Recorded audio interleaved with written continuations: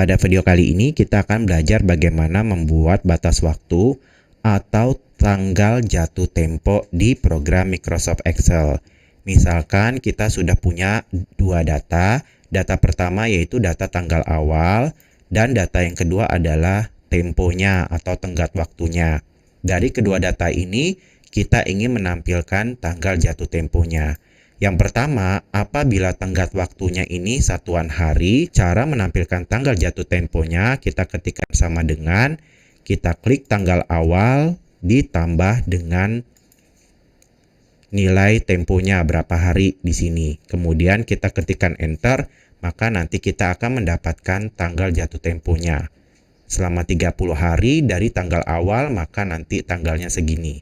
Yang ke bawah juga karena masih dalam format hari, jadi kita tinggal kopikan saja. Ini mudah ya, jadi tinggal ditambahin aja. Lalu kalau misalnya satuan minggu, ini hampir mirip, hanya saja nanti kita ketikkan sama dengan, lalu kita klik tanggal awal ditambah, ini 7 minggu kan, kita klik pada sel yang terdapat angka 7, lalu karena satuannya minggu, kita kalikan 7, karena dalam satu minggu itu terdiri dari 7 hari. Kemudian kita enter, maka nanti kita akan menampilkan tanggal jatuh temponya.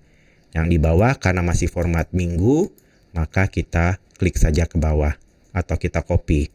Lalu berikutnya apabila format temponya ini adalah bulan, kalau formatnya bulan kita gunakan formula iDate atau eDate.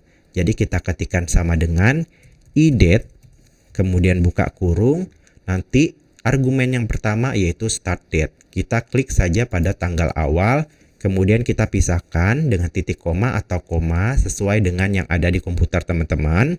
Kalau saya pemisahnya titik koma, lalu kita masuk ke argumen kedua yaitu month atau bulan. Ini karena format bulan tinggal kita klik saja berapa bulan yang berada di sel B. Kemudian kita enter. Kalau misalnya hasilnya seperti ini, jangan panik dulu, karena dia menampilkan nilai value. Nah, nilai value ini formatnya bisa kita ganti ke format tanggal. Caranya tinggal kita klik saja pada selnya, kemudian ke tab menu home, nanti di sini kan masih format general. Kita pilih saja di sini, terus kita klik di sort date. Maka nanti formatnya akan berubah menjadi format tanggal. Yang ke bawah, karena masih dalam format bulan, rumusnya kita kopikan saja.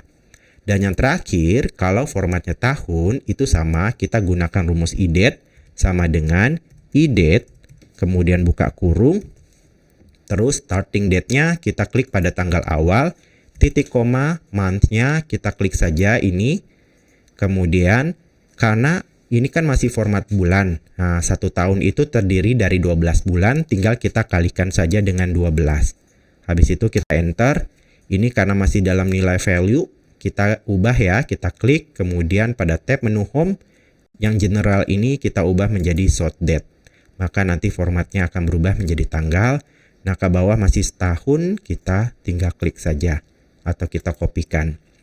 Nah, kalau ini datanya dinamis bila nanti nilainya kita ganti.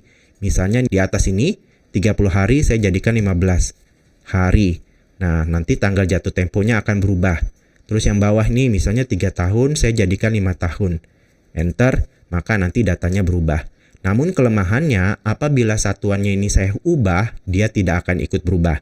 Contohnya di sini 15 hari, saya ubah menjadi minggu misalnya. Minggu. Nah, dia tidak berubah ya teman-teman.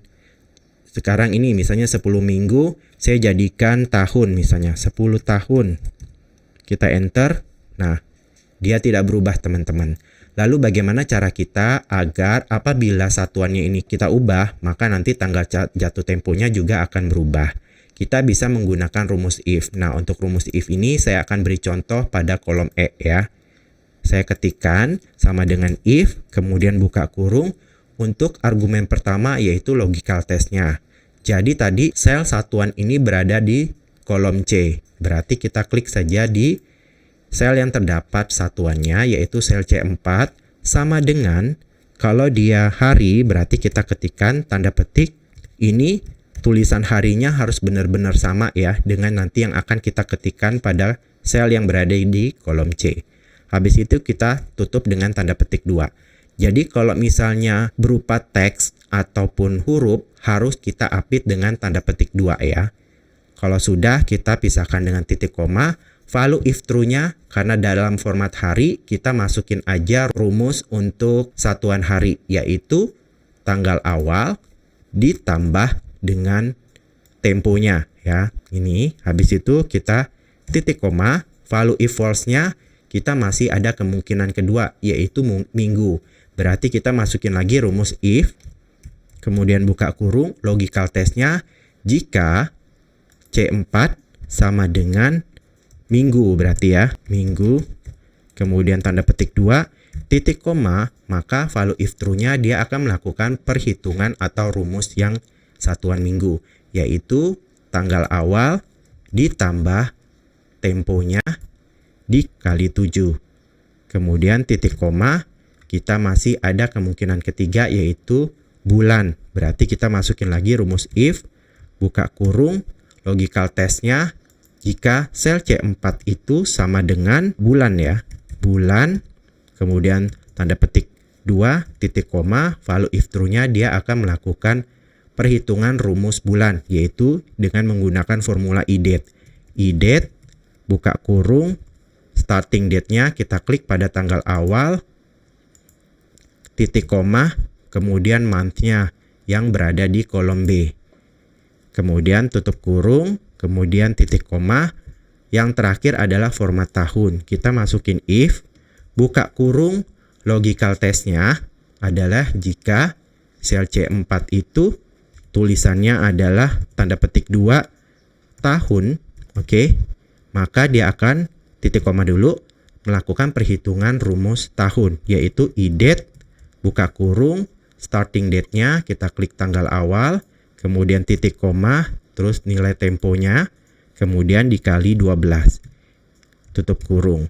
Lalu titik koma, value if false-nya, jika nanti tulisan yang berada di C4 ini selain hari, minggu, bulan, dan tahun, atau misalnya dikosongkan gitu, dia akan menampilkan tulisan cek satuan ya. Jadi kita ketikkan aja tanda petik 2, cek satuan.